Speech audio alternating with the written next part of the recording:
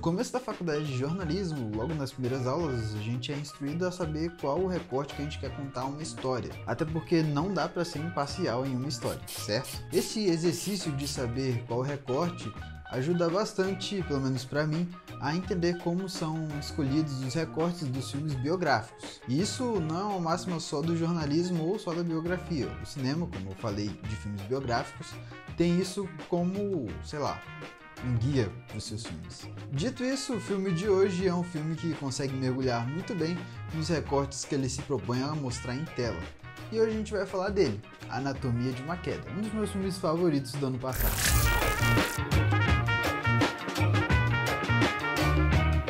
Eu tinha uma visão um pouco deturpada sobre essa obra. Eu tava com medo dela ser mais uma daquelas obras chatas de Oscar que a gente tem que assistir todo ano. Dito isso, eu fui pra esse filme aqui com uma expectativa lá embaixo, não esperando me surpreender nem nada. Mas eu não esperava que esse filme fosse ser tão bom. E para falar dele eu vou selecionar 3 pilares. São eles a direção, a montagem e a atuação. E dá para encaixar o roteiro nisso aí tranquilamente. Na verdade eu acho que vai ter que ser 4 pilares com o roteiro junto. Vai ter que ser. Então para começar eu vou trazer a parte técnica que eu tenho mais familiaridade, que é a montagem. Lembra que eu te falei de recorte alguns minutos atrás?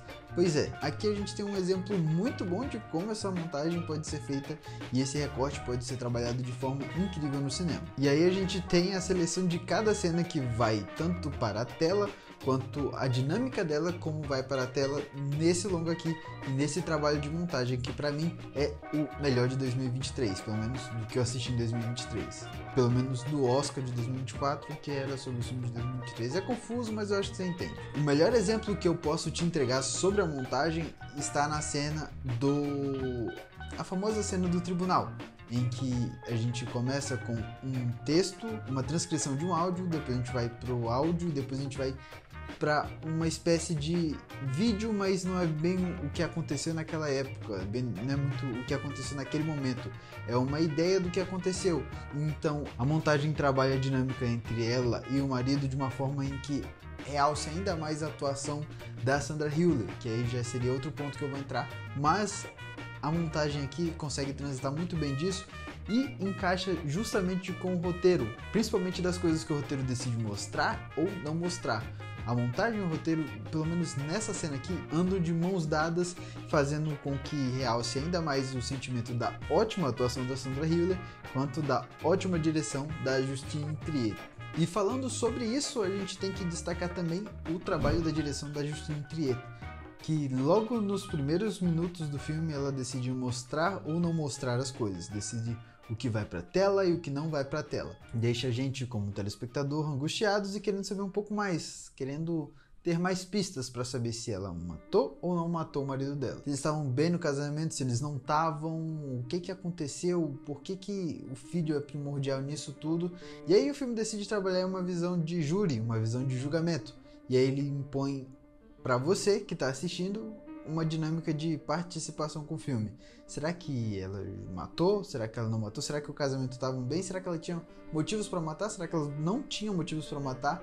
Então essa forma de trabalhar com o julgamento é uma decisão da diretora a partir do roteiro, que ela mesma escreveu, fazendo isso uma história bem encaixadinha, bem desenhada para realçar tudo o que ela queria passar em tela. E aí chega no ponto de que nos finalmente do filme, a gente não consegue ter a certeza do que é real, do que não é real, do que aconteceu, do que não aconteceu, justamente por conta do trabalho de direção da Justine Triet.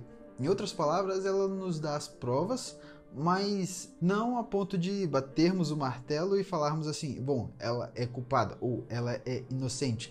Isso é um trabalho de direção que fazia tempo que eu não via e é um trabalho muito bom. E para mim, sem tirar nem pôr, a indicação a melhor direção valeu demais para ela. E digo mais, esse é um dos meus filmes favoritos de 2023 por conta dessa direção dela. Tanto a direção, a montagem e o roteiro andando juntos. Mas ainda tem um ponto específico que eu quero trabalhar, que eu acho que você deve estar pensando, como assim ele não falou disso ainda? Que é a atuação da Sandra Hüller. Nós poderíamos ter uma direção, uma montagem, um roteiro ideal, mas se não fossem a atriz que está levando a personagem principal e trazendo todas as suas nuances e todos os seus mistérios, a gente poderia ficar sem protagonista muito forte. A gente poderia começar a torcer contra o protagonista, mas não de uma forma interessante como o filme propõe ou não propõe a gente fazer. A gente ficaria com mais raiva da cara da personagem do que da personagem em si. E aqui é totalmente diferente. Aqui a gente não fica com raiva da cara da personagem, a gente começa a torcer pra ela, mas muito por conta da atuação. Além do texto, a atuação dela é sensacional. É um dos melhores papéis da vida da Sandra Hüller. Só pra você ter uma noção, ela traz uma personagem com bastante camadas, como uma mãe de uma criança que tem deficiência visual, uma alemã que fala inglês em outro país, uma mulher que está sendo julgada por outra sociedade por conta de ter matado ou não seu esposo, sendo que ela fala que não matou. São problemas que trazem essas camadas ainda mais para a personagem. E ela trabalha isso com um mistério, com uma leveza e com uma presença corporal que é gigantesca. E para mim, por mais que a categoria de melhor atuação para as mulheres em 2024 no Oscar seja muito concorrida entre Lily Gladstone, que para mim, eu já falei aqui, é um dos melhores do ano, e a Emma Stone, que eu vou falar mais pra frente, mas também é uma das melhores do ano,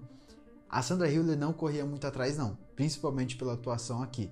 E aí a gente pode trazer a cena do julgamento, a gente pode trazer a cena também em que ela tá tentando, logo no começo do filme, quando ela tá tentando dar entrevista com a estudante, né? Eu acho que é estudante. Ela com o seu filho, ela no final do filme, principalmente, é uma atuação brilhante e marcante. Eu acho que vai ficar bastante tempo na minha cabeça, assim como Anatomia de uma Queda também vai ficar. Anatomia de uma Queda é um daqueles filmes que nos deixa reflexivos a respeito das meia-verdades que nós encontramos na nossa sociedade atual. É um filme poderosíssimo e com um roteiro e uma direção incríveis, viu? Vale a pena colocar na sua lista e eu posso te afirmar, é um dos meus filmes favoritos de 2023.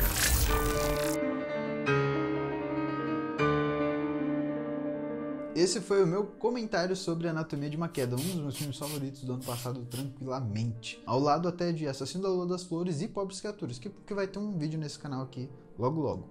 Mas vale muito a pena colocar na lista, assistir, eu acho que tá no Prime Video, então fique à vontade. E se você quiser ler a crítica completa, ela tá aqui embaixo no site do Pitacos do Leleco, para você clicar e conferir ela, caso você prefira ler e ter um pouco mais de noção onde eu trabalhei ou não os meus tópicos de uma forma melhor ou não.